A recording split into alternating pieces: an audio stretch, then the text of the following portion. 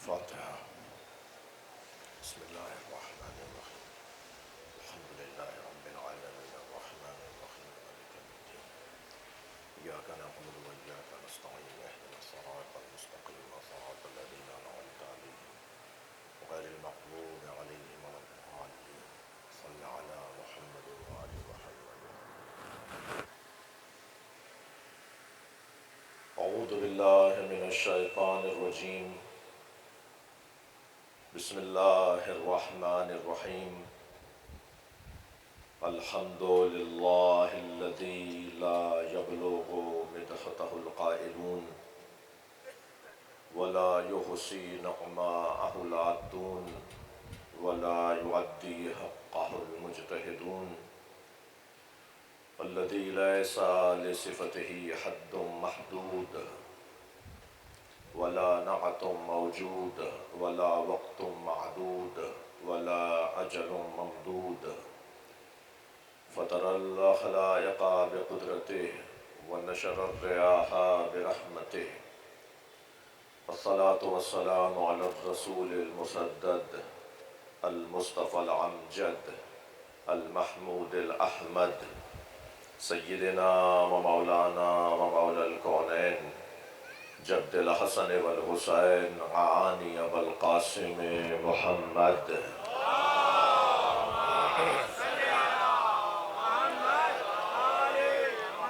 وآله الطيبين الطاهرين المعصومين الذين قال الله إنما يريد الله ليذهب عنكم الرجس أهل البيت ويطهركم تطهيرا. اللهم صل على محمد. ولعنة الله على أعدائهم أجمعين من يوم عداوتهم إلى قيام يوم الدين. أما بعد، قال الحكيم في قرآن الكريم: بسم الله الرحمن الرحيم.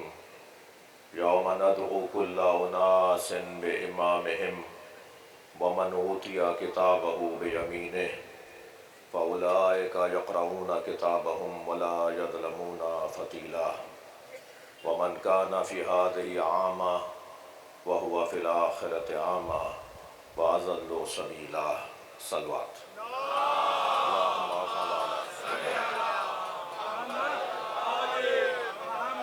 اس سے بڑھ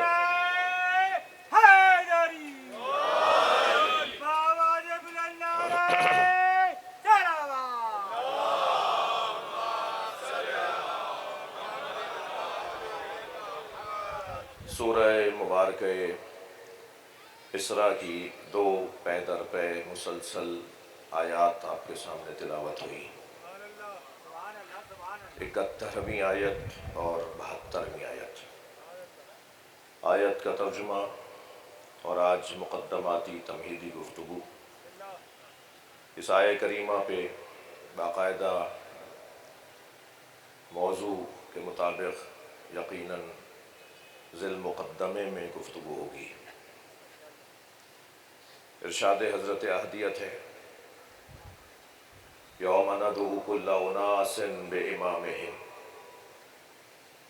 اس دن ہر شخص کو اپنے امام کے ساتھ اٹھایا جائے گا. ومن اوتی کتابہ بیمینہ. اور جس کے سیدھے ہاتھ میں نامہ عمل دیا جائے گا. فَأُولَئِكَ يَقْرَؤُونَ كِتَابَهُمْ.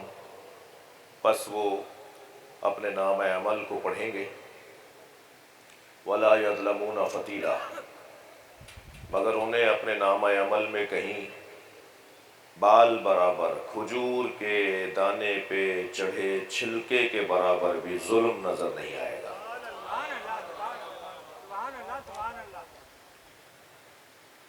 وَمَنْ كَانَ فِي هَٰذِهِ أَعْمَىٰ. اور جو اس دنیا میں اندھا ہے. وَهُوَ فِي الْآخِرَةِ أَعْمَىٰ. وہ آخرت میں بھی اندھا ہے. وَأَضَلُّ سَبِيلًا. اور اسے جنت کا رستہ نظر نہیں آئے گا. اسے کوئی رستہ نظر نہیں آئے گا. وہ راہ گم کردہ ہوگا. وہ راہ گم شدہ ہوگا. آیہ کریمہ ایک نظریاتی اور عقیدتی اور علم کلام کے ایک اہم ترین موضوع پر رہنما آیت ہے، مؤید آیت ہے، مددگار آیت ہے، ایک عقیدے کا استدلال آیت ہے، ایک عقیدے پہ دلیل آیت ہے، جس پر انشاءاللہ مسلسل گفتگو ہوگی۔ جب یہ قرآن کی آیت کسی ایک صحابی محترم نے پڑھی کہ وَمَا خَلَقْتُ الْجِنَّ وَالْإِنسَ إِلَّا لِيَعْبُدُونَ، اللہ ارشاد فرما رہا ہے کہ میں نے خلق نہیں کیا جن اور انس کو۔ وَمَا خَلَقْتُ الْجِنَّ وَالْإِنسَ، ترتیب میں بھی جن پہلے ہیں اور اللہ کے کلام میں بھی جن پہلے بیان ہوئے ہیں، خلقت میں بھی جن انسانوں سے پہلے ہیں۔ وَمَا خَلَقْتُ الْجِنَّ وَالْإِنسَ، میں نے خلق نہیں کیا جن کو اور انس کو إِلَّا لِيَعْبُدُونَ، مگر اس لیے خلق کیا تاکہ وہ عبادت کریں۔ اس آیہ کریمہ کو جب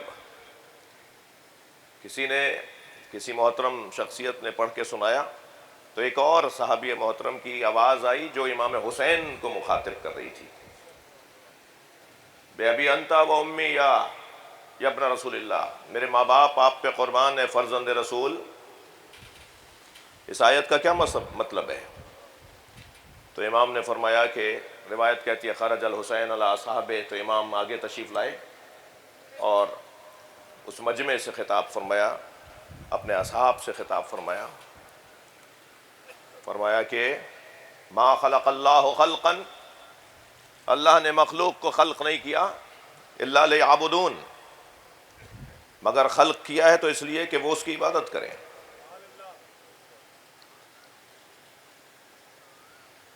اور یہ ممکن نہیں ہے الا لیعرفون، یہ اس وقت تک ممکن نہیں ہوگا جب تک کہ وہ اللہ کو پہچانیں گے نہیں۔ جو عبادت کرنا چاہتا ہے، عبادت کا ذوق اور ذائقہ رکھتا ہے، پہلے اسے جس کی عبادت کر رہا ہے اس کی معرفت ہونا چاہیے۔ اگر وہ معرفت کے بغیر اپنی خدمت کو پیش کرے گا تو وہ بچکانہ ہوگی، وہ واہمانہ ہوگی، وہ توہمانہ ہوگی، وہ مشکوک ہوگی، وہ غیر یقینی ہوگی، وہ بندگلی کا شکار ہوگی، وہ پشیمانیوں اور ندامتوں کا سامنا کروائے گی۔ ہر شخص اپنی معرفت کے مطابق عبادت کرتا ہے۔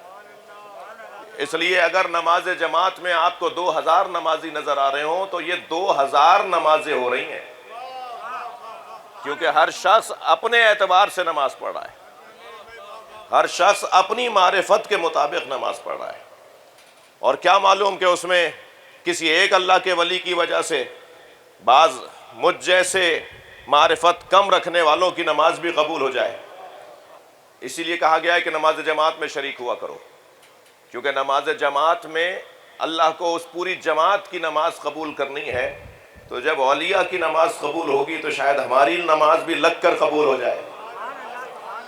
صلوات پڑھنے ذرا محمد و آل محمد۔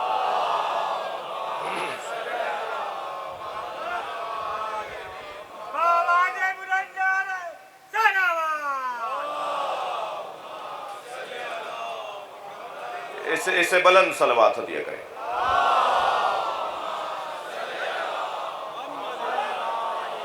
برائے خوشنودی امام زمانہ علیہ السلام بآواز بلند تر صلوات۔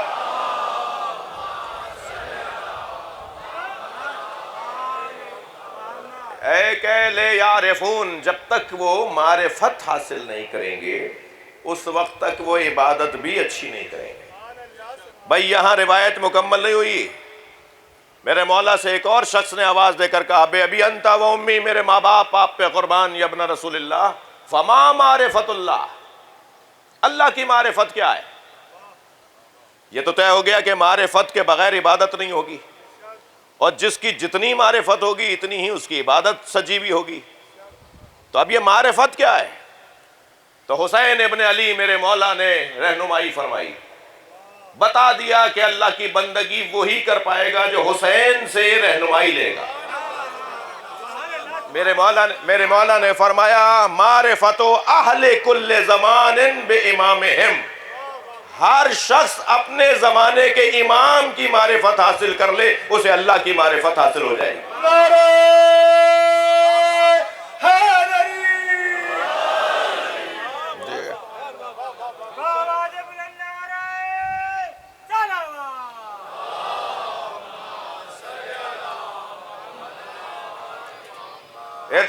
اذا رفوہ، اور جب اس نے معرفت حاصل کر لی، عبدوہ، تو وہ اللہ کی عبادت کرے گا۔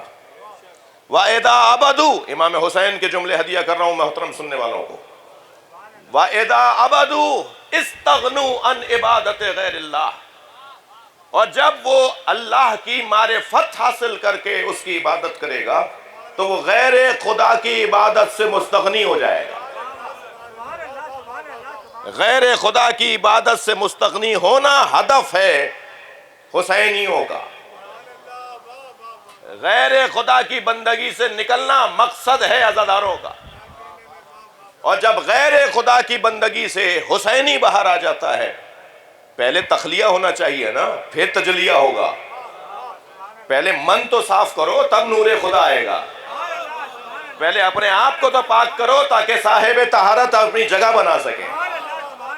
یہ پہلا مرحلہ ہے کہ اپنے وجود سے پہلے غیر خدا کو نکالا جائے، اور جب اپنے وجود سے غیر خدا کو نکال دیا تو اب جگہ بنے گی خدا اور اس کے نور کی۔ اور اس کیفیت میں جب حسینی ایک مولا کا چاہنے والا اپنی زندگی کا آغاز یا اپنی زندگی کو کمال بخشتا ہے تو پھر وہ 72 نہیں ہوتے بلکہ قیامت تک کے لیے رہنما ہوتے ہیں۔ وہ سن 61 ہجری میں دنیا سے چلے نہیں گئے ہوتے بلکہ سن 61 ہجری میں آئے ہوتے ہیں، اور پھر قیامت تک کی وہ رہنمائی کرنے کے لیے منتخب کر لیے جاتے ہیں۔ عزیزان گرامی، آج پہلی محرم، آغاز ایام عزا، ایک مدت تک اس تاریخ میں مبارکبادیں دی جاتی رہیں کہ سال کا پہلا دن ہے، امت کو مبارک ہو۔ شاید کوئی سمجھ رہا تھا کہ وہ ہمیں تنگ کرنا چاہ رہا ہے۔ ہم تو جیسے غیر خدا کو نہیں دیکھتے ایسے حسین کے دشمنوں کو دیکھتے ہی نہیں ہیں۔ صلوات پڑھ لیں ذرا محمد و آل محمد۔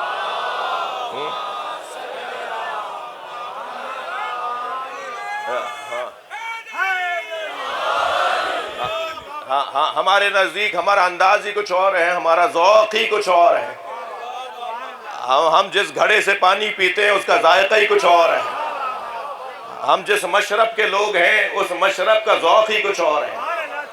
اگر صرف حسینیوں کو سمجھ لیا ہوتا تو امت نجات پا جاتی، اور آج بھی نجات کا رستہ حسینی ہی عطا کر رہے ہیں۔ تو ایک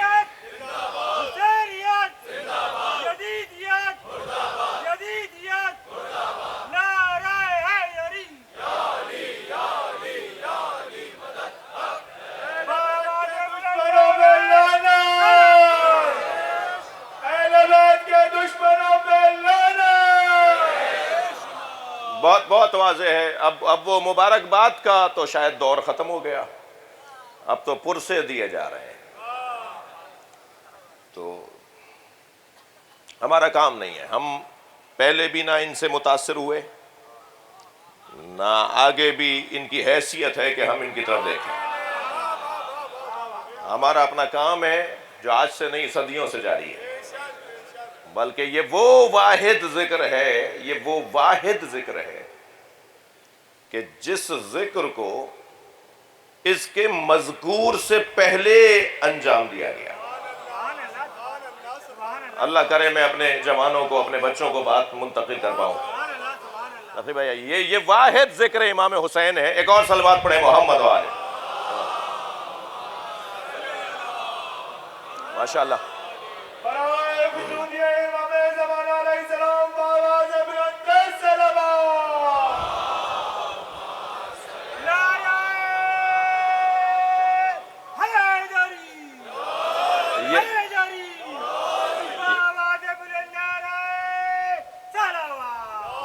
اللہم صل علی محمد وآل محمد.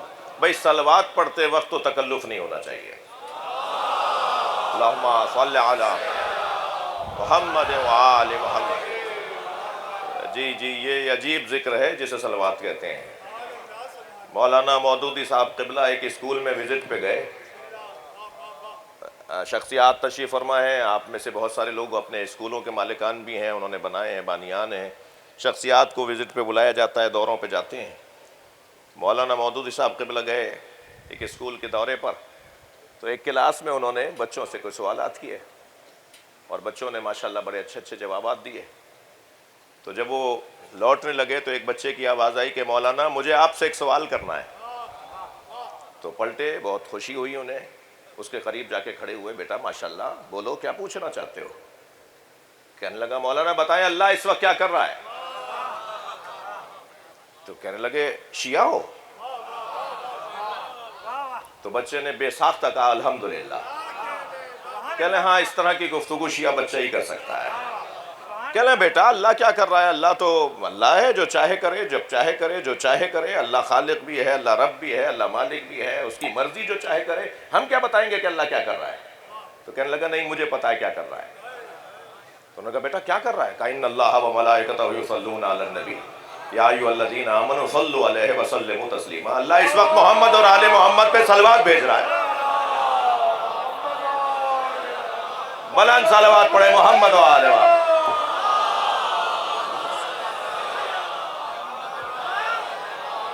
توجہ ہے؟ تو بات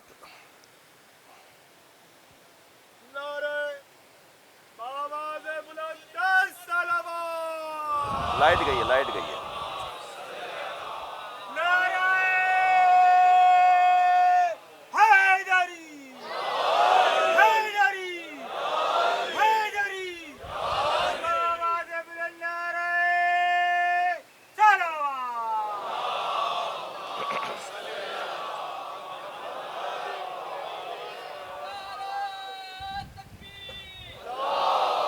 ماشاءاللہ.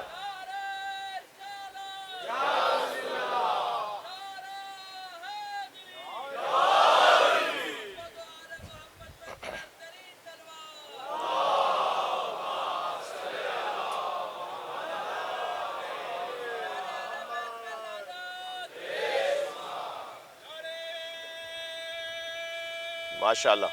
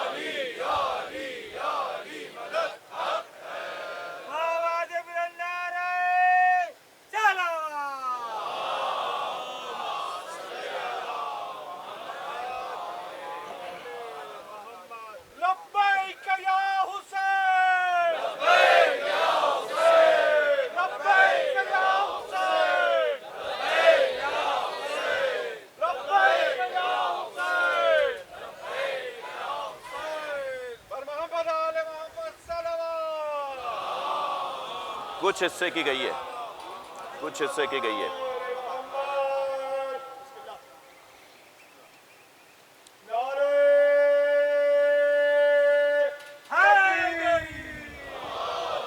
ایک اور یہ نہیں چل رہا.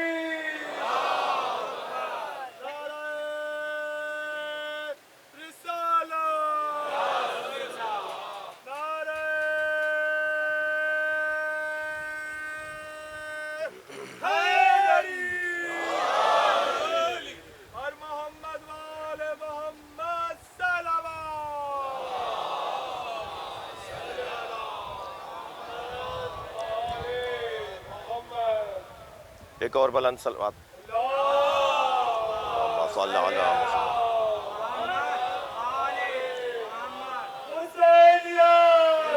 یہ نہیں چل رہا.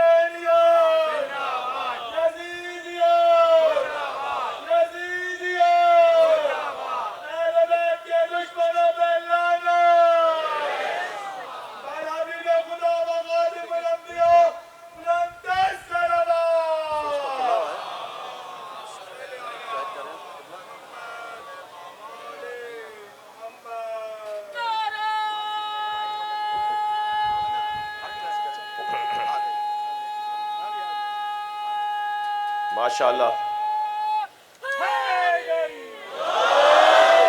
ماشاءاللہ. ایک اور بلند صلوات.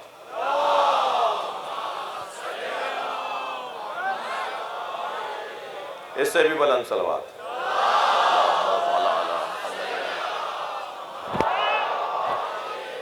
آپ اس سے بھی بلند پڑھ سکتے ہیں. اللہم صلی علی. اپنا رزق بڑھوائیے بلند صلوات سے. اللہم صلی علی محمد وعلی محمد. صاحب عزا امام زمانہ کو مجلس میں بلائیے بلند صلوات سے. اللہم صلی علی محمد وعلی محمد. یہ اللہ کا ارادہ ہے کہ یہ ذکر باقی رہے گا. مذکور یعنی امام حسین. توجہ ہے. امام حسین کی آمد سے پہلے حسین کا ذکر ہوتا تھا. یہ واحد ذکر کربلا ہے جو رونما ہونے سے پہلے، کربلا بپا ہونے سے پہلے اس ذکر کو منعقد کیا جاتا تھا. حضرت آدم نے جب پنجتن کے نام اللہ کو بتائے نا، تو سرکار کے نام پر دل پہ ٹھنڈک سی محسوس ہوئی. سیدہ کے نام پر عفت اور عظمت سی محسوس کرنے لگے. مولا علی کے نام پہ جلال بڑھنے لگا. امام حسن کے نام پر حیا بڑھنے لگی. اور امام حسین کے نام پر آنکھوں میں آنسو آ گئے. اور کہا یا اللہ، جب میں نے حسین کہا ہے تو میرا دل مغموم اور ملول ہو رہا ہے. میری آنکھوں میں بے ساختہ آنسو آ گئے. فرمایا قتیل العبرات حسین، آنسوؤں کا مارا حسین. یہ واحد ذات ہے جس کے نام پر سب سے زیادہ آنسو بہائے جائیں گے. ابھی واقعہ کربلا، ابھی تو امام حسین، ابھی تو حضرت آدم کی نسل سے انبیاء آئیں گے، پھر حضرت نوح کے بعد پھر آدم ثانی کا دور شروع ہوگا، اور پھر انبیاء کرام مبعوث ہوں گے، اور پھر کہیں جا کے 1,24,000 پیغمبر ہمارے نبی آئیں گے، اور پھر کہاں امام حسین کی آمد ہوگی، اور پھر امام 56 برس کے کربلا میں آئیں گے، اور پھر کربلا کے میدان میں پیاسے مارے جائیں گے. مگر حضرت آدم نے امام حسین کا ذکر سن کر گریہ کیا. حضرت ابراہیم علیہ السلام جب کربلا سے گزرے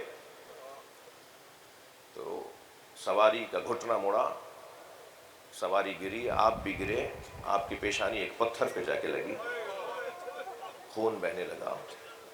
اللہ سے سوال کیا یا اللہ کیا مجھ سے کوئی خطا ہو گئی؟ فرمایا نہیں، تم سے کوئی خطا نہیں ہوئی، ہم نے تمہارا خون حسین کے خون میں ملا دیا. اس زمین پر ایک خون اور گرے گا. حضرت نوح کے ساتھ بھی یہی ہوا. تمام انبیاء، ابھی کربلا کا واقعہ ہی نہیں ہوا. میں تو تعجب کرتا ہوں، کبھی کبھی ہمیں حالات مجبور کر دیتے ہیں کہ ہم غور کرتے ہیں، سوچتے ہیں، مشوروں میں، باتوں میں مشورے ہوتے ہیں کہ یہ کہہ دیا، وہ کہہ دیا، یہ کلپ آ گیا، وہ تقریر ہو گئی، وہ بدتمیزی ہو گئی. تو کبھی کبھی تکلیف ہوتی ہے، سوچتا ہوں کہ کہاں یہ ذکر اور کہاں یہ رستے کے پتھر. ہم کیوں اپنا وقت ضائع کریں؟ ہمارا تو کام ہی نہیں ہے. کام تو جس کا ہے وہ کر رہا ہے. اور یہ کوئی طاقت دنیا کی نہیں ہے جو اللہ کی قدرت کے آگے کھڑی ہو. ارادہ پروردگار ہے، امام حسین کا ذکر شان سے ہوگا. یا ایھا الذین آمنوا من یرتد منکم عن دینہ، اے صاحبان ایمان اگر تم میں سے کوئی دین سے پھر گیا، فسوف یأتی اللہ بقوم، تو اللہ ایک اور قوم کو لے آئے گا. تمہارے جانے سے کچھ نہیں ہوگا، تمہارے ہونے سے کچھ نہیں ہے. مجھ سے ہم سے زیادہ اچھے لوگ تھے جو ماضی میں اس ذکر کو منعقد کرتے رہے. ہم سے زیادہ اچھے لوگ آئیں گے جو منعقد کریں گے. نہ ہمارے ہونے سے یہ ذکر ہوا ہے، نہ ہمارے جانے سے یہ ذکر بند ہوگا. ہم کربلا والوں کا ذکر منعقد کر کے اس ذکر پر کوئی احسان نہیں کر رہے. اس ذکر کا ہم پر احسان ہے کہ ہماری زبان سے کربلا کا ذکر ہو رہا ہے. لہٰذا یہ یاد رہے، یہ ذہن میں رہے کہ اس کے پیچھے ارادہ پروردگار ہے. پہلی مجلس ہے فلسفہ اعضاء پر کچھ دیر آپ کی توجہ چاہوں گا. اللہ یہ چاہتا ہے، ارادہ پروردگار یہ ہے کہ حسین مولا کا ذکر شان سے منعقد ہو. ارادے کی دو قسمیں ہیں، ایک ارادہ تشریعی ہے اور ایک ارادہ تکوینی ہے. ارادہ انما یرید اللہ لیذھب عنکم الرجس اہل البیت، یہ ارادہ ہے نا اللہ کا. اللہ کا ارادہ ہے کہ اہل بیت ہر برائی کو آپ سے دور رکھے. اللہ ہر برائی سے آپ کو دور رکھے، ہر برائی کو آپ سے دور رکھے. یہ اللہ کا ارادہ ہے نا. یہ جو ارادہ ہے یہ تکوینی ہے یا تشریعی؟ یہ ارادہ جو اہل بیت سے برائیوں کو دور رکھنے کا ہے کہ برائیاں اہل بیت سے دور رہیں گی، رجس اہل بیت سے دور رہے گا، گندگی اہل بیت سے دور رہے گی. یہی میں ایک جوان کو ہدیہ کر دوں، تم اہل بیت کا ذکر منعقد کرو، برائیاں خود بھاگیں گی. یہ تو قرآن کا قاعدہ ہے نا. صلوات پڑھ لیں محمد و آل محمد. جی تو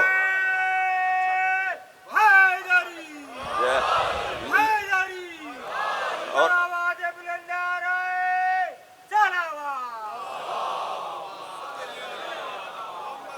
بھائی اس وادی میں آج آنا نہیں چاہ رہا تھا، لیکن ایک جملہ پھر دوبارہ دل کر رہا ہے کہ اسی وادی کا ایک جملہ ہدیہ کر دوں.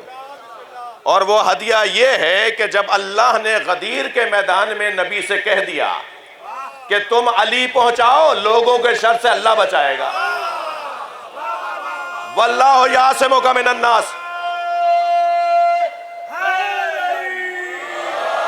اے میرے حبیب، واللہ یعصمک من الناس، آپ کا کام ہے علی پہنچانا، اور جو علی سن کر شر پھیلائیں گے ان سے بچانا اللہ کا کام ہے.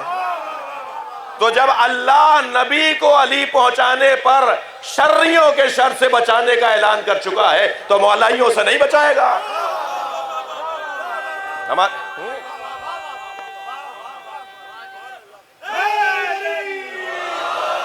ہمارا کام ہے اس ذکر کی تبلیغ کرنا، نتیجہ ہمارا کام نہیں ہے. آیت اللہ خمینی کا بڑا حسین جملہ ہے، وہ فرماتے ہیں ہم پابند فرائض ہیں، پابند نتائج نہیں ہیں.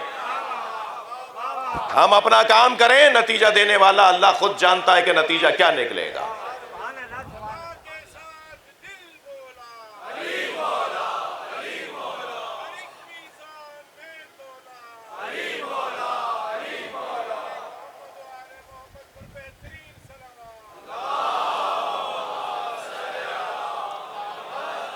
ماشاءاللہ پہلی مجلس میں ہی بھرپور مجمع ہے. ایک اور بلند صلوات.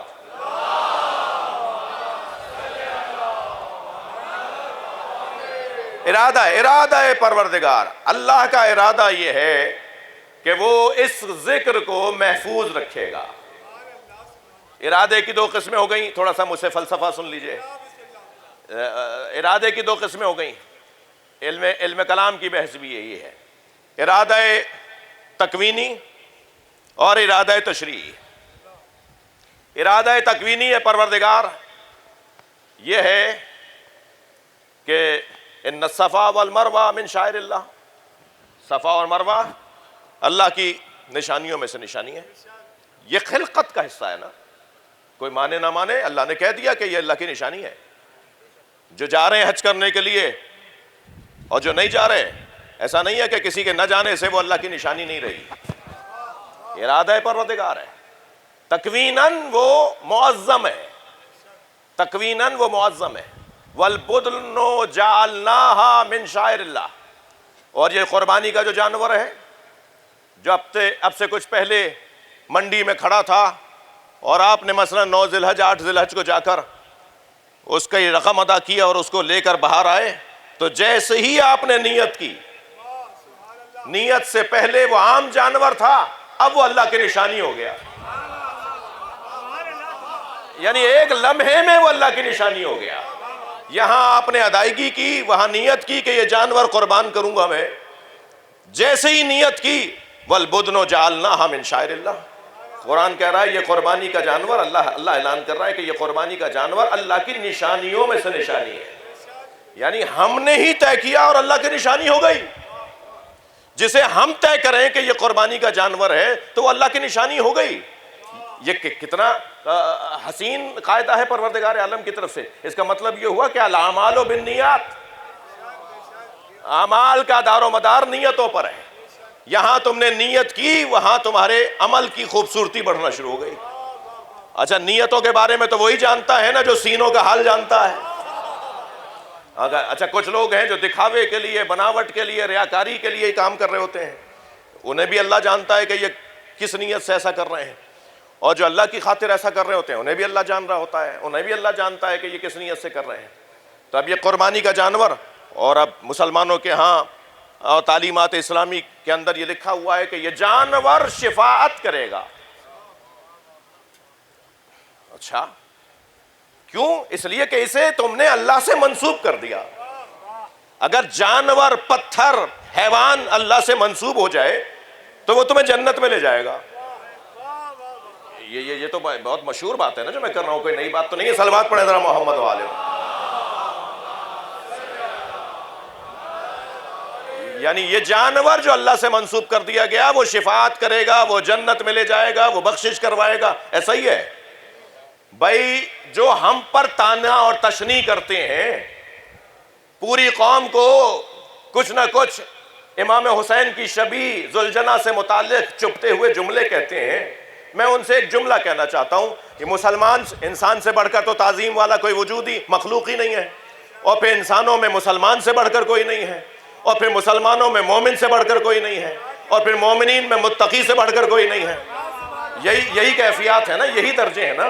یہ جو سب سے زیادہ معظم لوگ ہیں، محترم لوگ ہیں، اتنے بڑے لوگ، اور ان میں متقیوں میں سب سے زیادہ سجے ہوئے متقی کون ہیں؟ صحابہ کرام.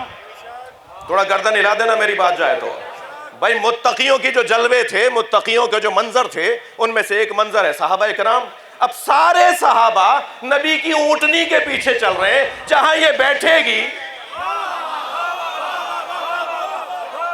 نبی اسی گھر میں ٹھہریں گے. یعنی اگر میں یوں کہہ دوں کہ سارے مسلمانوں کا فیصلہ ایک جانور کر رہا ہے تو کیا جواب ہے اس کا؟ جواب یہی ہے، عام جانور نہیں ہے.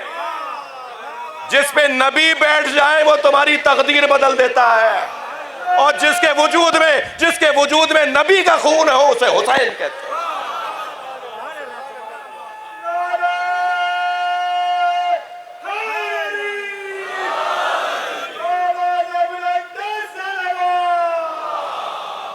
جی. اور پھر اس مجاہد کا گھوڑا جس کے ناک کے پھولے ہوئے نتنوں سے نکلنے والی آواز اللہ کو اتنی اچھی لگتی ہے کہ والعادیات ضبحا، پورا سورہ ہی نازل کر دیا اس مجاہد کے گھوڑے پر کہ جب وہ اپنی چھلانگ لگاتا ہے اور وہ جست لیتا ہے اور اس کے سموں سے چنگاریاں اڑتی ہیں تو اللہ کو گھوڑے کے سموں سے اڑنے والی چنگاریاں اتنی اچھی لگتی ہیں کہ اللہ پورا سورہ ہی اس گھوڑے پہ اتار دیتا ہے. تو اس گھوڑے پہ بیٹھے ہوئے مجاہد کا مقام کیا ہوگا؟ صلوات پڑھ لیں محمد و آل محمد.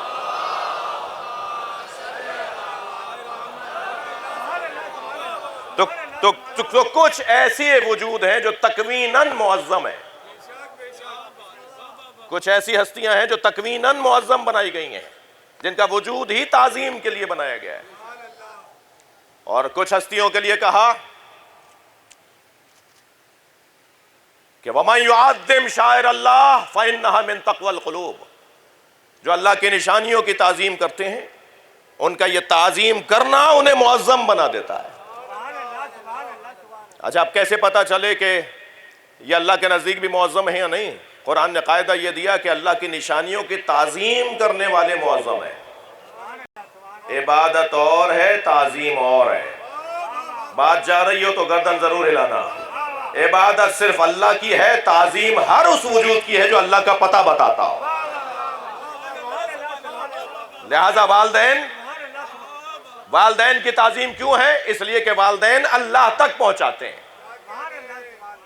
اس ماں نے ہی تو بتایا تھا ہمیں کہ نماز کیسے پڑھتے ہیں۔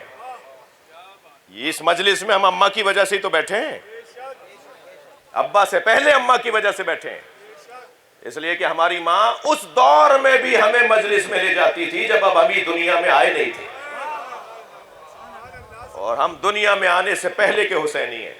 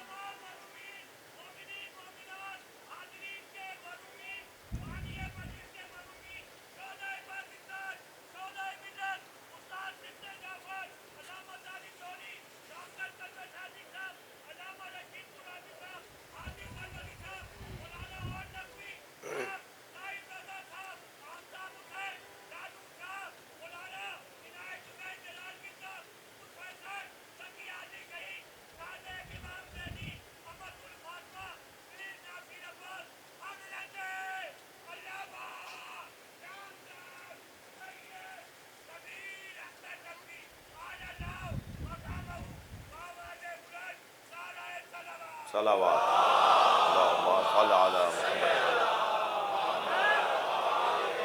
اللہ تشریعاً بھی من عمل صالحا تشریعاً، من عمل صالحا من ذکر او انثی وہو مومن، جو نیک اعمال انجام دے وہ مرد ہو یا عورت اور مومن ہو، اس حالت میں انجام دے کہ وہو مومن، حال واو حالیہ، اس حالت میں نیک عمل انجام دے کہ مومن ہو، فَلَنُحْيِيَنَّهُ حَيَاةً طَيِّبَةً، ہم اسے ایک معظم زندگی عطا کریں گے۔ وہ 1400 سال پہلے کربلا میں سو چکا ہوگا، مگر اس کی قبر ہر دل میں ہوگی۔ یہ اللہ نے تعظیم قرار دی ہے اس شخصیت کی کہ جو من عمل صالحا،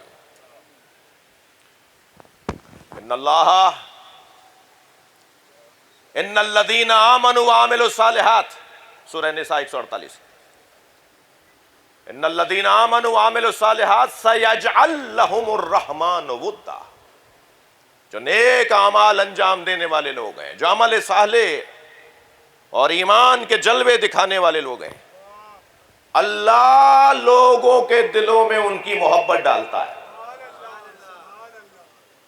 یہ جو لوگوں کے دلوں میں محبت کسی کی آتی ہے، یہ پیسے سے نہیں خریدی جاتی، یہ کسی پروپیگنڈے، کسی تشہیر، کسی پروٹوکول یا کسی دکھاوے یا کسی تشہیر کا حصہ نہیں ہے۔ یہ محبت اللہ دل میں ڈالتا ہے۔ میرے اور آپ کے دل میں، ہمارے دل میں جو مولا کی محبت ہے، یہ اللہ نے ڈالی ہے، اور قاعدہ تو سرکار نے دے دیا، من احب حسینا، جو حسین سے محبت کرتا ہے، فقد احب اللہ، اللہ اسی سے محبت کرتا ہے، اللہ اسی سے کرتا ہے محبت۔ یہ تکوینی، یہ تشریعی کیفیات ہے، یہ معجزہ ہے جس عزاداری کہتے ہیں۔ یہ امام حسین کے نام پر جو مجمع لگتا ہے، بعد از خدا، اللہ کے بعد، اللہ کے علاوہ سب سے بڑا مجمع اگر کسی کی محبت میں جمع ہوتا ہے تو اسے حسین کہتے ہیں۔ کیوں؟ اس کے پیچھے ارادہ ہے، اس کے پیچھے اللہ کے منصوبے ہیں۔ یہ حادثہ نہیں ہوا ہے، یہ اتفاقاً نہیں ہوا ہے، یہ واقعہ تصادفاً نہیں ہوا ہے، اس واقعے کے پیچھے ارادہ پروردگار ہے۔ یہ کچھ طے شدہ کام ہوا ہے، یہ منصوبتاً ہوا ہے۔ جب امام حسین نبی کی گود میں لا کے دیے گئے تو سرکار نے اپنے بچے کو اپنے ہاتھ میں لے کر وہ دعا فرمائی جو حضرت ابراہیم نے حضرت اسماعیل کو گود میں لے کے فرمائی تھی، ربنا فاجعل افئدۃ من الناس تہوی الیہم، یہ قرآن ہے یہ، یا اللہ لوگوں کے دلوں کو میرے حسین کی طرف موڑ دے۔ یہ جو کچھ آج سے شروع ہوا ہے، بلکہ کل رات سے شروع ہوا ہے، یہ جو چاند رات سے عزاداری کا سلسلہ شروع ہوا ہے، یہ نبی کی دعا کی قبولیت کا جلوہ ہے۔ یہ سرکار دو جہاں نے دعا مانگی تھی کہ اللہ لوگوں کے دلوں کو میرے حسین کی طرف موڑ دے۔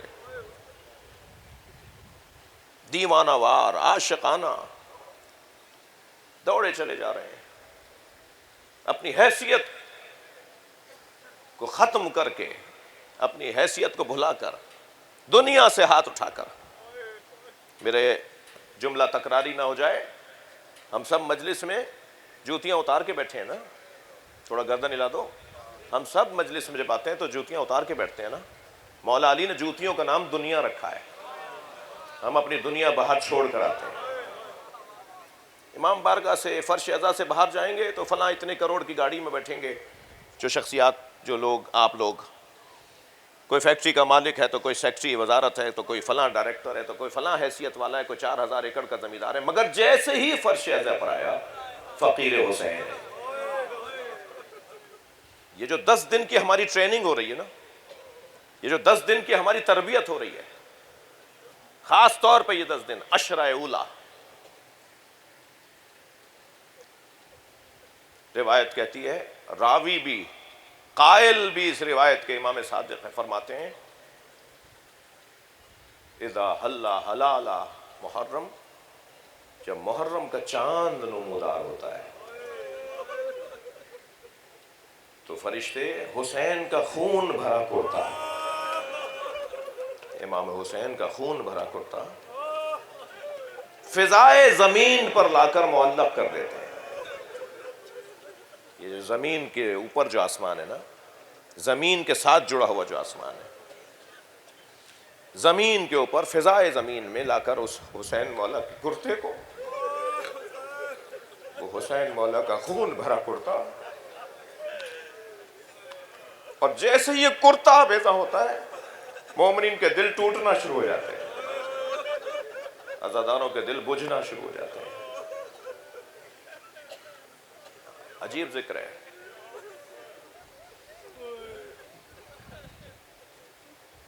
اور پھر شام غریبہ میں وہ کرتا اتار لیا جاتا ہے۔ تو یہ 10 دن ہے نا میرے عزیزوں، ان 10 دنوں کے لیے خاص اہتمام ہے پروردگار، خاص اہتمام ہے اللہ کا، ارادہ اللہ کا یہی ہے، اللہ چاہتا یہی ہے۔ اور یاد رہے، ہم یہ جو ذکر منعقد کر رہے ہیں، یہ صرف عقیدت، یہ صرف روایت، یہ صرف رسم، یہ صرف ہماری تہذیب نہیں ہے۔ ہماری تہذیب کے پیچھے دلیل ہے، ہماری تہذیب کے پیچھے، یہ تہذیب اعضا، یہ رسم عزاداری، اس کے پیچھے دلیل ہے ہمارے پاس۔ میں آج کی مجلس میں اسی طرح کی گفتگو کرتا ہوں، میرے جو مستقل سننے والے ہیں وہ جانتے ہیں کہ یہ پہلی تاریخ فلسفہ اعضا پر اس بچے کو دلیل دینا، یہ جو میرا سنی بچہ آیا ہوا ہے، یہ جو ہمارا کبھی کبھی مجلس میں آیا ہوا جوان ہے، وہ جو سال بھر تنقیدیں سنتا ہے، اس کے پاس کوئی دلیل ہونا۔ قرآن سورہ مبارکہ نساء آیت نمبر 148 میں اللہ ارشاد فرماتا ہے، لا يحب اللہ الجہر بالسوء من القول الا من ظلم۔ اللہ کو اونچی آواز میں کوئی ایسی بات پسند نہیں ہے جو کسی کو ناگوار گزرے۔ یہ مائک پر، یہ نوحہ، یہ جلوس، یہ چوکوں پر اور رستوں پہ اور راہوں پر امام حسین کا ذکر، لا يحب اللہ الجہر بالسوء من القول الا من ظلم، اللہ کو اونچی آواز میں کوئی ایسی بات جو کسی کو ناگوار گزرے پسند نہیں ہے، الا من ظلم، مگر جس پر ظلم ہوا ہے وہ اونچی آواز میں بات کرے، چاہے کسی کو ناگوار گزرے، اللہ کو پسند ہے۔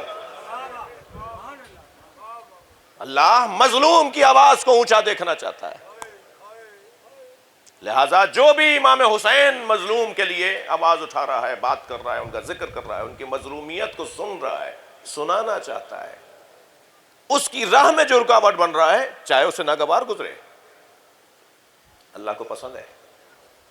بتائیے یہ کیا ہو رہا ہے؟ یہ سب ایک مظلوم اور سب سے بڑے مظلوم کا ذکر دیکھیں. کیوں مولا امام سجاد نے کربلا بپا نہیں کی؟ کیا ان کے زمانے میں ظلم ختم ہو گیا تھا؟ کیوں امام سجاد نے، امام کاظم نے، امام رضا نے، امام جعفر صادق نے کیوں کربلا بپا نہیں کی؟ ہر امام کی کربلا کو یاد رکھنا تھا. ہر امام کی کربلا حسینی کو یاد رکھنا تھا. کربلا بپا کیا امام سجاد نے 25 سال رو کر. یہ کربلا ہی تو بپا تھی امام سجاد کی. امام محمد باقر نے کربلا بپا کی ہے. اس حسینی کربلا کو زندہ رکھنا خود ایک کربلا ہے. ممکن ہے کوئی اب تک میری بات نہ سمجھا ہو تو میں اس کے سامنے کی بات کر دیتا ہوں. آپ کی راہ میں جو رکاوٹیں ہیں، عزاداری کی راہ میں، جو آپ کو اس وقت پنجاب میں بڑے مسائل ہیں، دنیا میں بڑے مسائل ہیں. الحمدللہ ہمارے ہاں صوبہ سندھ کی انتظامیہ کے لیے میں دعا گو ہوں کہ بہت ساری چیزوں کو انہوں نے پچھلے سالوں کی نسبت اور بہتر کیا ہے. مگر مجموعی طور پر ان کی طرف سے نہ صحیح، ان کے لیے دعا ہے. مگر جو اور رکاوٹیں ڈالنے والے لوگ ہیں، تو یہ تو آپ کی کربلا ہے نا. یہ امام حسین کے آج کے چاہنے والوں کی کربلا ہے کہ کربلا کو منعقد کریں، کربلا کو دہرائیں.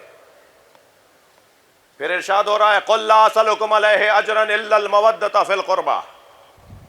اے میرے حبیب ان سے کہہ دو کہ مجھے رسالت کے بس کچھ نہیں چاہیے سوائے یہ کہ میرے خاندان، میرے بچوں سے پیار کرو.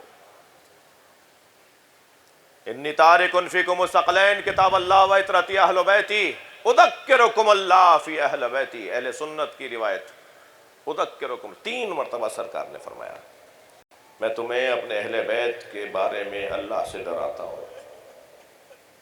میرے حسین کو مارنا نہیں، میرے حسن کو زہر نہیں دینا، میری سیدہ پہ دروازہ نہیں گرانا.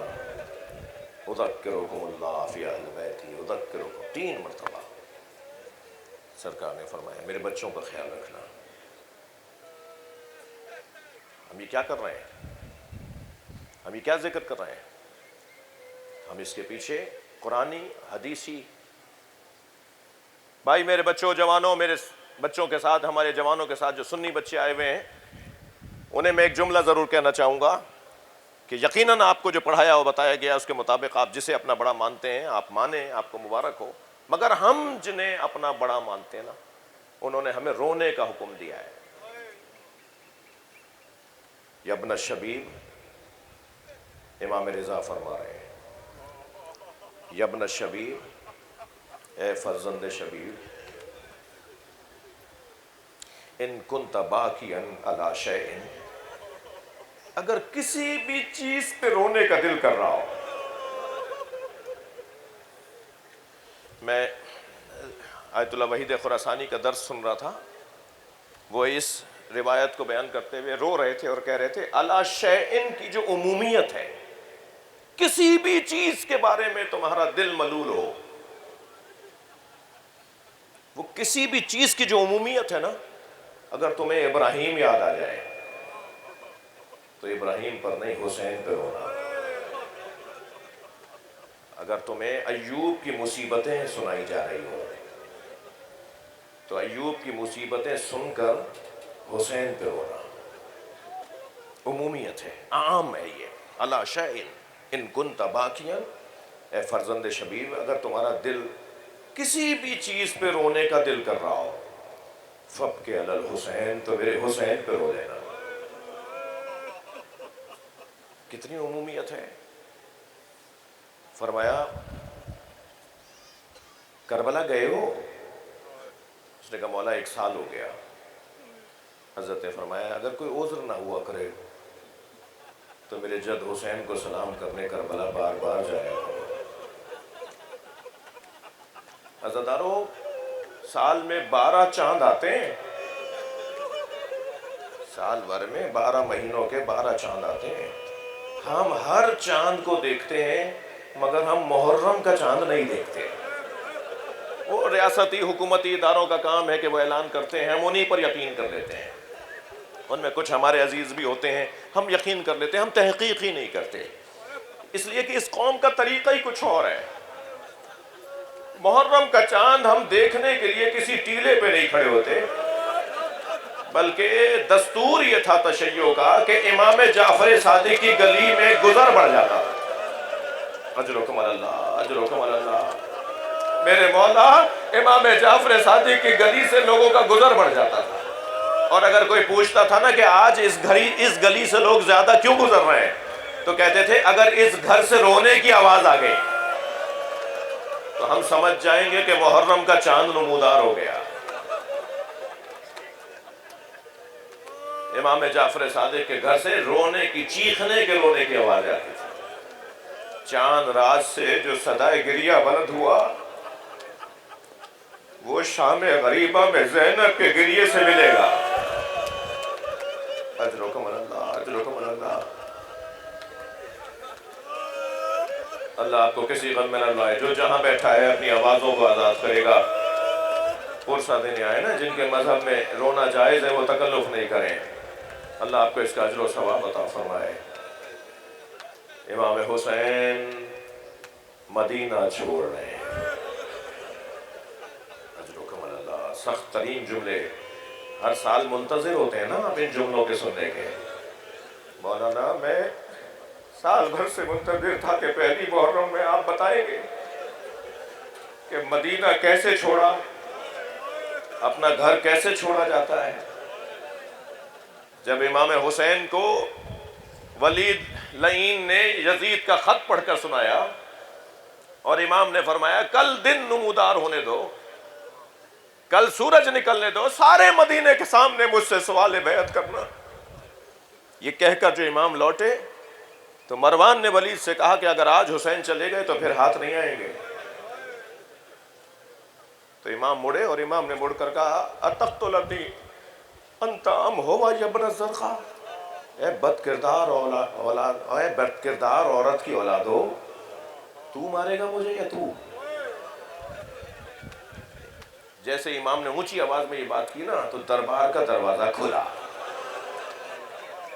اور جوانان بنی ہاشم جن کے آگے آگے عباس تلوار نیام سے نکالے، امام کے قریب آ کے کہا مولا ان میں سے کس نے آپ کو تکلیف دی ہے؟ اجرکم اللہ، اجرکم اللہ. امام حسین نے حضرت عباس کے دستہ شمشیر پر ہاتھ رکھا اور ایک عجیب جملہ فرمایا عباس یہ مدینہ ہے، کربلا نہیں ہے. اور امام لوٹ آئے اس دربار سے. مگر رونے والوں، پھر امام نے اپنے گھر کا ارادہ نہیں کیا، بی بی زینب کے گھر گئے. بہن اور بھائی کا رشتہ کا اندازہ تو ہے نا کہ جیسے ہی دروازے پر دستک ہوئی کنیز نے جا کے دیکھا تو ہاتھ پیر پھلائے دوڑتی بھی اندر آئی، بی بی حسین آئے. جناب زینب دروازے کی طرف بڑھی، امام آگے بڑھے، دونوں بہن بھائیوں میں ملاقات ہوئی. کہا بھیا مجھے بلا لیا ہوتا. رکم اللہ. فرمایا زینب وقت نہیں ہے، بس تمہیں اتنا بتانے آیا ہوں کہ کل ہم مدینہ چھوڑ رہے ہیں. زینب تیاری کرو. اس لیے کہ حدیث عشق یہ منظر وہ ہے کہ جسے علامہ اقبال کہتے ہیں حدیث عشق دو بابست. یہ اقبال کا شعر نہیں ہے لیکن منسوب ان سے بھی ہے. حدیث عشق دو بابست کربلا و دمشق. یہ کربلا کے بغیر دمشق نہیں ہے اور دمشق کے بغیر کربلا نہیں ہے. یکے حسین رقم کرد، یکے حسین رقم کرد، دیگر زینب. ایک حدیث عشق کو کربلا میں حسین مولا نے لکھا اور یہ حدیث عشق مکمل ہوگی جب دمشق میں زینب لکھیں گی. فرمایا بہن تیاری کرو. یہ کہہ کر امام حسین پھر گھر نہیں گئے ہیں. سنیں گے کہاں گئے ہیں؟ نانا کی قبر. اجرکم اللہ، اجرکم اللہ. اور جب نانا کی قبر پہ گئے ہیں نا تو قبر پر خود کو گرا کر اتنا روئے کہ میں آج ہی مقتل کی کتاب پڑھ رہا تھا کہ حسین روتے روتے بے ہوش ہو گئے اور اس غشی کی کیفیت میں نانا کو دیکھا جو یہ کہہ رہے تھے حسین تمہیں پیاسا مارا جائے گا، حسین تمہیں کربلا میں دشمنوں کے نرغے میں گھیر کر مارا جائے گا، حسین تم علی اکبر کا لاشا اٹھاؤ گے. اور پھر فرمایا حسین تیرا نانا تیرے ساتھ ساتھ ہے. عزادارو نانا کی قبر سے اٹھے تو پھر بتاؤں کہاں گئے؟ پھر گئے بھائی کی قبر میں. بھائی بھائی کی محبت ایک استعارہ ہے. امام حسن اجرکم اللہ، اجرکم اللہ، آپ کو کسی غم میں اللہ آپ ان آوازوں پہ رحمت نازل فرمائے. امام اپنے بھائی امام حسن کی قبر پہ گئے، بہت لپٹ کے روئے بھائی سے، اور بھائی کو آوازیں دیتے رہے بھائی حسین مدینہ چھوڑ رہا ہے. مگر عزادارو اب مجھ سے اللہ کرے بیان ہو جائے کہ جب بڑھے ہیں نا قبر زہرا کی طرف، تو جیسے چھوٹا بچہ ماں کی طرف بڑھتے ہوئے گرتے اٹھتے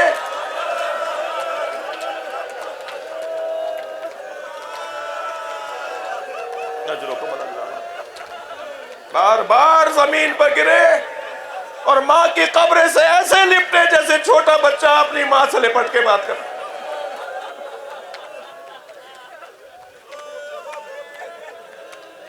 اجرکم اللہ، اجرکم اللہ. مجھے جلدی نہیں ہے. اللہ آپ کے اس گریے کو قبول فرمائے. اللہ اس پورے محرم میں، پورے عشرے میں، پورے محرم میں ہمیں ایسے ہی پرسہ دینے کی توفیق عطا فرمائے. جب رونے لگے نا تو بے تکلف ہو جایا کرے، ایسے رویا کرے جیسے جوان بیٹے کی میت. ایک جوان بچہ نہیں مارا گیا ہے. اور ماں کی قبر سے لپٹ کے بہت روئے. اماں کی آواز آئی حسین تیری ماں تیرے ساتھ ہے. صبح نمودار ہوئی. ایک راوی ہے جو اکثر مدینے میں تجارتی غرض سے اور اپنی ملاقاتوں اور اپنے دوستانہ تعلقات کو بحال رکھنے کے لیے اکثر آیا کرتا تھا. مدینے والے خوش لباس لوگ، اچھے حلیے والے لوگ، رکھ رکھاؤ والے لوگ شمار تھے پورے اس خطے کے اندر، کہ ایک تہذیب یافتہ اور ایک مہذب شہر ہے.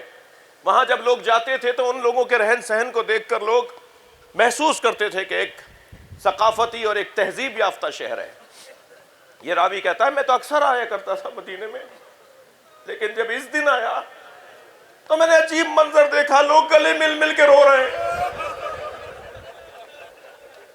چہرے اترے ہوئے ہیں، دکانیں بازار بند ہو رہے ہیں. میں نے ایک گزرتے ہوئے شخص سے پوچھا کہ آج مدینے کو کیا ہو گیا؟ تو اس نے روتے ہوئے کہا مدینے کے مالکوں کو مدینے سے نکالا جا رہا ہے.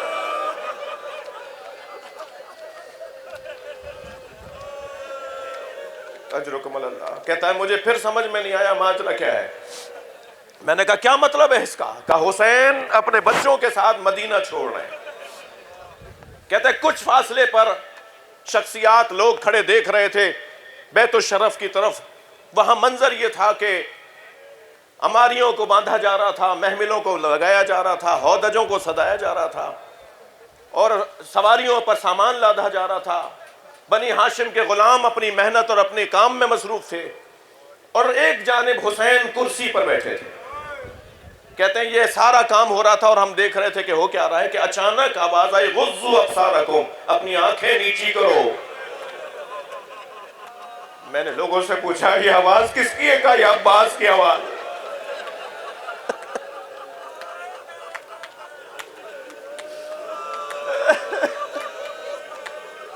کہا یہ عباس ابو الفضل العباس کی آواز ہے.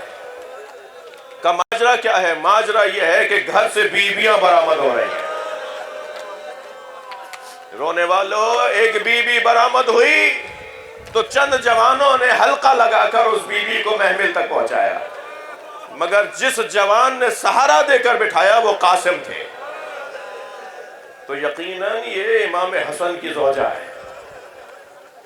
کچھ دیر کے بعد ایک اور بیوی باہر آئی جس کو پھر جوانوں نے حلقہ دیا اور اسے محمل میں بٹھایا، مگر محمل میں بٹھانے والا جو شخص آگے بڑھا وہ علی اکبر تھا. تو یقیناً یہ جناب ام لیلہ ہے. کچھ دیر کے بعد ایک اور بیوی آئی، جوانوں نے حلقہ بنایا اور محمل میں بٹھایا، مگر اس بیوی کو بٹھانے والا جو جوان آگے بڑھا وہ زین العابدین تھا. اجرکم اللہ، اجرکم اللہ. ہو گیا نہ گریا. پھر ایک مرتبہ اچانک آواز حسین زینب آ رہی ہے. امام نے اپنی کرسی چھوڑی، وہاں سے وہ جوان دوڑا، وہاں سے وہ جوان، اور سارے بنی ہاشم کے جوانوں نے مل کر ایک بی بی کے گرد حلقہ باندھا. اجرکم اللہ، اجرکم اللہ. اللہ کرے پوری روایت پڑھ سکوں، اللہ کرے میں آج یہ پوری روایت پڑھ سکوں. سارے جوانان بنی ہاشم نے حلقہ باندھا اور امام حسین ساتھ ساتھ چل رہے ہیں کہ ایک مرتبہ پیچھے پیچھے ایک عصا ہاتھ میں تھامے بی بی. آواز آئی یا ابا الفضل. تو جیسے ہی عباس کو کسی نے آواز دیا، مولا نے مڑ کے دیکھا، وہ بی بی ام البنین آواز دے کر کہا یا عباس یا ابا الفضل ہذہ ودیعۃ فاطمہ، یہ فاطمہ کی نشانی ہے. ہذہ ودیعۃ مولائی امیر المومنین، یہ زینب علی کی نشانی.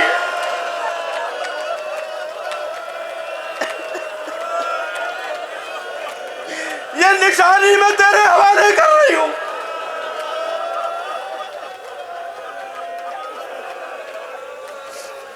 اجرکم اللہ، اجرکم اللہ. عجیب روایت ہے کہ جب یہ جناب ام البنین نے مولا عباس کو نصیحت فرمائی تو عجیب روایت یہ ہے کہ جناب زینب مڑی اور حضرت عباس کے سینے پہ ہاتھ رکھ کے فرمایا اماں مجھے بھائی کا بڑا مان ہے، اماں مطمئن رہو عباس مجھ سے غافل نہیں ہے. سلام ہو زینب پر. جب 11 محرم کو اونٹ پر بیٹھ رہی تھی، مڑ مڑ کے آواز دے رہی تھی عباس.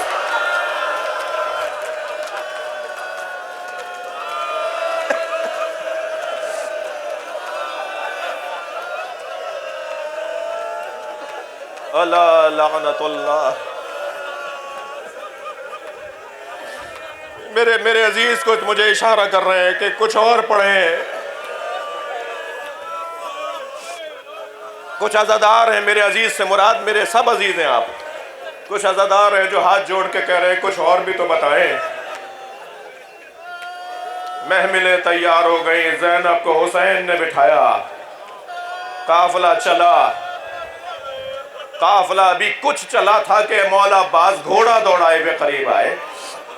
مولا حسین سے کہا مولا ہمارے قافلے کے پیچھے ایک چھوٹا سا قافلہ چل رہا ہے.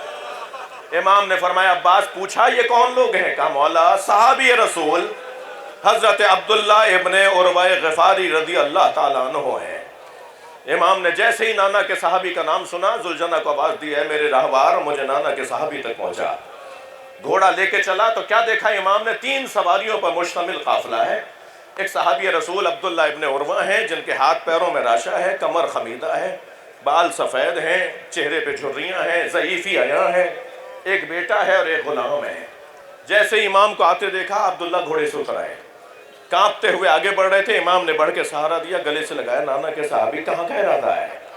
کہا حسین تم چھوٹے تھے، نبی خطبہ دے رہے تھے، تم مسجد میں داخل ہوئے، تمہارا پیر تمہارے کرتے میں الجھا، تم زمین پر گرے، نبی نے ممبر چھوڑ دیا، تمہیں اپنی آغوش میں لے کر ممبر پہ بیٹھے اور ہم صحابیوں سے خطاب کیا میرے حسین کو غور سے دیکھو، اگر یہ اپنے بچوں کے ساتھ مدینہ چھوڑ رہا ہو اور تم میں سے کوئی زندہ ہو تو میرے حسین کا ساتھ ضرور دینا. حسین میں بوڑھا ضرور ہوں مگر مجھے نبی کی وصیت پہ عمل کرنا ہے. اجرکم اللہ. ہو گئی مجلس عزادارو. صحابی رسول کہتے ہیں حسین میں ضعیف ضرور ہوں مگر مجھے نبی کی وصیت پہ عمل کرنا ہے. امام نے فرمایا آئیے پھر میرے ساتھ چلیے، علی اکبر آپ کی خدمت کریں گے، عباس آپ کے کام آئیں گے، میرے بچے آپ کی خدمت کریں گے. کہنے لگے نہیں حسین تمہارا قافلہ آگے چلے گا اور میں کچھ پیچھے چلوں گا. امام نے فرمایا ایسا کیوں کرنا چاہتے ہیں آپ، ہم سے جدا کیوں چلنا چاہتے ہیں؟ کہا حسین اس قافلے میں زینب کی سواری. میں عبداللہ ابن عروہ غفاری سے ہاتھ جوڑ کر کہوں گا کاش تم 11 محرم کو کربلا میں ہوتے. زینب پکار پکار کے کہہ رہی کوئی ہے جو مجھے چادر لا دے. اللہ لعنت اللہ علی الظالمین. یا حسین